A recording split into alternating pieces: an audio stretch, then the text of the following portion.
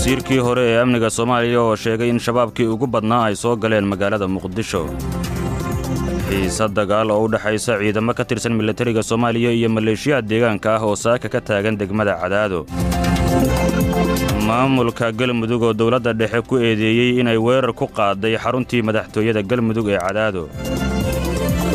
madaxweynaha maamulka Koonfur Galbeed Soomaaliya oo digniin iyo amar dul dhigay wasiirada cusub ee maamulkaas. ciidamada ammaanka oo howlgallo lagu xaqiijinayo nabadda ka bilaabay magaalada Beledweyne ee gobolka Hiiraan.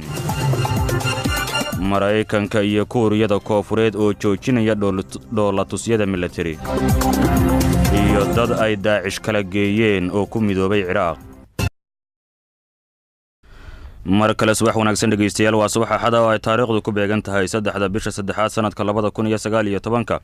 intii aad maqasheen waxay ahaayeen qodobadii ugu waaweynaa warka Sooxi Radio Kulmiye Maxamed Cali Maxamed ayaa soo saaray waxaana la diyaaray Xafsa Khaliif Cumar waa mahadsan tahay Maxamed Axmed Maxamuud bismillaahir rahmaanir rahiim dhageystayaal ku soo dhawaada qodobadii aad maqasheen oo intaasi ka faahfaahsan xilli amni darada magaalada Muqdisho ay sii kordhayso ayaa wasiirkii hore ee amniga Cabdirasaaq Cumar Maxamed waxa uu sheegay in shabaabkii ugu badnaa ay soo galeen magaalada caasimadda ee Muqdisho warkan waxa dhameystiraya Farxaan Maxamed Xuseen xilli amni darada magaalada Muqdisho ay sii kordhayso isla markaana al-shabaab ay ka dagaalamayeen gudaha magaalada Muqdisho maalin iyo habeen taasina ay u sii dheereed qaraxyo ayaa waxa arintaasi ka hadlay wasiirkii hore ee amniga ee xukuumadda Xasan Sheekh Cabdirasaaq Cumar Maxamed ahna hadda xildhibaan ka tirsan golaha shacabka ee baarlamaanka Soomaaliya oo la hadlay idaacadda Kulmiye ayaa waxa uu sheegay in magaalada Muqdisho ay soo galeen dagaalamayaal ka tirsan al-shabaab isla markaana ay dawladdu ka warqabto loona baahan yahay in ay wax ka qabato ka hor inta aysan dhibaatooyin geysan sida uu sheegay xildhibaanka sidoo kale xildhibaan Cabdirasaaq ayaa waxa uu sheegay in wadooyinka magaalada Muqdisho ay xiran yihiin isla markaana shacabka Muqdisho ay laayihiin meel ay maraan taasina aysan suurtagal ahayn in wadooyinka muhiimka ay soo galaan qaraxyo wallahi dadka horeyna waa u cadaabnaayeen oo waxay ku cadaabnaayeen jidadkii waa wada xiran yihiin ummadda Soomaaliyeed yani isbitaaladii ma tegi karaan maxaa la yiraahdaa oo waayeel iyo caruur intaba yani inay isku socdaan xitaa waa suurtageli weysay ayadoo saas tahay haddana in waxyaabahan dhacayo in aan maanta shalay darada arkayno inay dhacaan yani runtii dee waa waxa xigi doona dee waa yani inay yani ma aqaana runtii waxa xigi doona dee shabaab magaalada uu ku jiraa si fiican buu usoo galay maxaa la yiraahdaa wuu ka buuxaa aniga yani kaliya intelligence-ga aan haayo waxaan isleeyahay cid aan haynin malaha waa la wada ogyahay intelligence-ga waa la helaa waxaa jiro yani amniga qayb ka ah oo la rabay xitaa in xogta la wada wadaago way og yihiin yani maalin walba waxaan helnaa threat alert waxa la yiraahdaa ama meeshaas ama gaarigaas meesha ku jira ama meeshaas ay joogaan ayadoo every day baan aragnaa xildhibaan Cabdirasaaq ayaa sidoo kale waxa uu sheegay in aysan jirin wax isla xisaabtan ah maadaama xildhibaanada golaha shacabka ay ku milmeen wasiirada xukuumadda Soomaaliya taasina ay yareysay in aan la isla xisaabtamin sida uu sheegay waa sax waaye sababta qofka bani'aadamka waxa la rabaa moogtahay markuu hawshii loo idmada uu qaban waayo inuu yiraahdo waa qaban weyne moogta baarlamaanka runtii waa sax baarlamaanka waxaa moodaa inuu qayb ka noqdo xukuumadda waxaa moodaa in xildhibaanada intooda badan ay ku jiraan payrollka dawlad xukuumadda oo ay u shaqo ay u doontaan lacag ay u raadsadaan xukuumadda yani waxaa la rabaa moogtahay nidaamka dawliga ay wuxuu yahay inay kala baxsan yihiin hay-adaha garsoorka hay-adaha baarlamaanka oo legislative-ka la yiraahdo iyo xukuumadda inay kala baxsan yihiin la rabaa oo baarlamaankana uu la xisaabtamo oo uu korjoogteeyo qaladaadka xukuumadda ay samaynayso laakiin xukuumaddii ka waran baarlamaankii xubnihii xildhibaanada ahaa ee loo soo dhaariyey inay yani korjoogteen shaqooyinka waajibaadka shaqa waxaa kamid a waa 3 waxyaabo waxaa kamid a marka laga reeba sharci dejinta iyo matalaada shacabka qaybta labaad qaybta saddexaad ugu muhiimsan waxaa waa korjoogteynta iyo la xisaabtanka xukuumadda ka waran marka xildhibaanadii usoo dhaartay inay la xisaabtamaan xukuumadda haddii ay ayaga u ololeynayaan oo ay la joogaan oo ay la shaqan yihiin oo ay taageerayaan ama ay ku raacsan yihiin qaladaadka xukuumadda ee la rabay in shacabka Soomaaliyeed loo ifiyo hadalka wasiirkii hore ee amniga ee xukuumaddii xasan sheekh ahna hadda xildhibaan ka tirsan golaha shacabka ayaa waxa uu imaanaya iyadoo shacabka magaalada muqdisho ay walaac badan ka muujinayaan amni darrada ka jirta muqdisho iyadoona sanadkan gudihiisa tababar loo soo xiray ciidamo tiro badan oo booliis ah kuwaasi oo loogu talagalay inay sugaan amniga muqdisho balse ma muuqato sida ay sheegayaan dadka waxa ka yaqaan amniga. waa mahadsan tahay farxaan. markana magaalada Cadaado xiisad dagaal oo u dhaxaysa ciidamo ka tirsan militariga Soomaaliya iyo maleeshiyaadka deegaanka ayaa saakay ka taagan degmada Cadaado ee gobolka Galgaduud.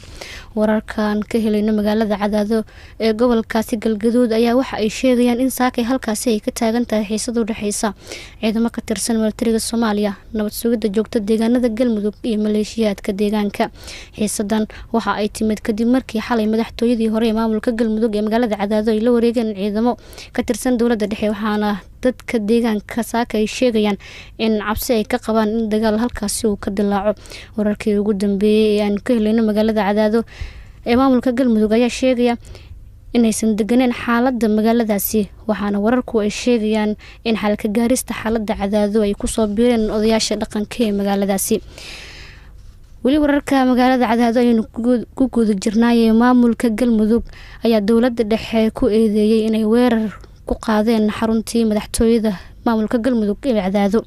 waryaheena Liibaan Cajiib Xaaji ayaa warkan inoo soo diray. xilli habeenkii xalay ciidamo ka tirsan kuwa niisa iyo kuwa danab kuwooda ka howlgala deegaanada Galmudug ay la wareegeen gacan ku haynta xaruntii madaxtooyada Galmudug ay ku lahayd magaalada Cadaado, halkaasoo horey u joogeen ciidamo kale ayaa la wareegista ciidamadaasi waxay Cadaado ay ka dhalisay muddo kooban xiisad kacsanaana, waxaana markii ugu horeysay la wareegidda xarunta madaxtooyada ciidamadii ka socday dowladda federaalk Soomaaliya ka hadlay madaxtooyada Galmudug. agaasimaha madaxtooyada Galmudug Maxamed Cabdi Aadan Gaboobe oo warbaahinta kula hadlay magaalada Gaalkacyo ayaa sheegay in ciidamo ka tirsan kuwa xooga dalka iyo kuwa danab ay weerareen sida uu hadal ku dhigay xaruntii madaxtooyada Galmudug ay ku lahayd magaalada Cadaado, isagoona intaasi ku daray agaasimaha in ilaa hadda aysan garanayn sababta loo weeraray xaruntii madaxtooyada Galmudug ee Cadaado iyo cidda bixisay amarka. agaasimaha ayaa sheegay in dowlad goboleedka Galmudug aysan u dulqaadan doonin sida uu hadal ku dhigay dhibaatooyinka dowladda federaalk Soomaaliya ay ka wado deegaanada Galmudug. waxaa nasiib darro ah in ciidamada 12aad iyo danab iyo nabad sugidda ay weerar ku qaadeen xaruntii hore ee madaxtooyada ee ku taalay Cadaado, taas oo ay joogeen ciidamo daraawiish ah iyo ciidamada madaxtooyada ilaalin jiray, ayadoo aan muxuu ahaa sababta iyo waxa ay u weerareen iyo cidda amarka siisay ilaa hadda ay maaragtay confirm aysan soo siinin inay ku weerareen meeshaas. ciidamada danab oo Gaalkacyo joogay ayaa halkaas ayaguna ka dhaqaaqay oo meeshaas tagay si gurmada ugu tagay, meeshaas ay weerar ku qaadeen ee haddana muxuu hala wareegeen. dowladda waxaa nasiib darro ah inay ku fashilantay amnigii dalka, isla markaasna ay xamar arkayno ayadoo muxuu ahaa maalin kasta ay ka dhacayaan qaraxyo iyo dhibaatooyin fara badan inay haddana u sii gudubto dowlad goboleedyadii haddana sii khalkhalgeliso oo ay xarumahoodii rasmiga ahaa ay weerarto. taas ayaa muxuu ahaa nasiib darro ah. waxaan marka uga digaynaa edab darrada iyo khalkhalka lagu abuuraya Galmudug in aan indhaha ka laabanaynin. ciidamada daraawiishta waxaa amar lagu siinayaa oo madaxweynuhu uu farayaa in ay diyaar garoobaan kana feejignaadaan dhammaan cid kasta oo ku xadgudbaysa amniga dowlad goboleedka Galmudug, khalkhal gelinaysa siyaasadda iyo amniga dowlad goboleedka Galmudug. ha joogaan Gaalkacyo, ha joogaan Cadaado, ha joogaan Dhuusamareeb, Cabudwaaq, meel kasta ay joogaan waa inay heegan galaan. cid kastoo qarannimadooda iyo muxuu ahaa madax bannaanidooda ku xadgudbaysana waa inay iskaga diyaar garoobaan meel kasta ay joogaan. xaaladda guud ee magaalada Cadaado ayaa saakid degan kadib markii habeenkii xalay ciidamo ka tirsan kuwa dowladda federaalk Soomaaliya ay la wareegeen gacan ku haynta xaruntii madaxtooyada Galmudug ay ku lahayd magaalada Cadaado. Liibaan Cajiib Xaaji Raado Kulmiye, Gaalkacyo. madaxweynaha koonfur galbeed Cabdicasiis Xasan Maxamed Laftigareen ayaa digniin iyo amro dul dhigay wasiirada cusub ee maamulkaasi. Axmed Saadaq Cabdulqaadir Yarow ayaa warkan inoo soo diray. madaxweynaha dowlad goboleedka koonfur galbeed Soomaaliya Cabdicasiis Xasan Maxamed Laftigareen ayaa amro dul dhigay wasiirada cusub ee uu dhawaan soo magacaabay, isagoona ku amray in ay la yimaadaan waxqabad dhab ah weliba 100 maalin ee ugu horeeya isagoona ku amray inay soo gudbiyaan qorshayaashooda shaqo arinta ugu xiisaha badan ee uu madaxweynaha ka dhawaajiyay ayaa ahayd wasiirkii soo qoraa wax aan tabartiisa ahayna in lagula xisaabtami doono isagoona tilmaamay in loo baahan yahay haddii uu ku soo qoro qorshihiisa shaqo wasiirka inuu qabanayo dhismaha wadooyin iyo sidoo kale dhismaha ciidanka ama waxyaabo fara badan in laga rabo 100 maalin ee ugu horeeya waxqabad muuqda haddii laga waayana in lagula xisaabtami doono aad u mahadsantihiin wasiirada xilka lagu wareejiyay maanta laga bilaabo waxaa laga rabaa inay shaqadeedii aadaan wasiir kasta shaqada ugu horeysa uu qabanayo waxaa waaye 100 maalmood oo ugu horeysa howl maalmeedkiisa inuu soo qoro uu keeno madaxweynaha 100 maalmood oo ugu horeysa wasiirku waxaa laga rabaa wuxuu qaban karaa inuu sheego wuxuusan qaban karin uu sheego haddii uu soo qoro waxaan tabartiisa ahayn hadhow waa la weydiinaa 100 maalmood markii dhammaado waxaa laga rabaa keli inuu yidhaa aniga wax badan ma suubin kari caagaanaan inta ka qaadaa intaan dhigaa bas caagii inuu qaadoo dhigaa laga rabaa hadduu shaqo kale ku daro oo fiican waa abaalmarin waayo uu 2 caag ka dhigo laakiin waxaa ugu daran inuu yidhaaho waxaan dhisayaa saro waxaan isku furayaa jidad waxaan dhisayaa dekado uuna suubin waayo waa loo haystaa kaas waa tabartiisa waayo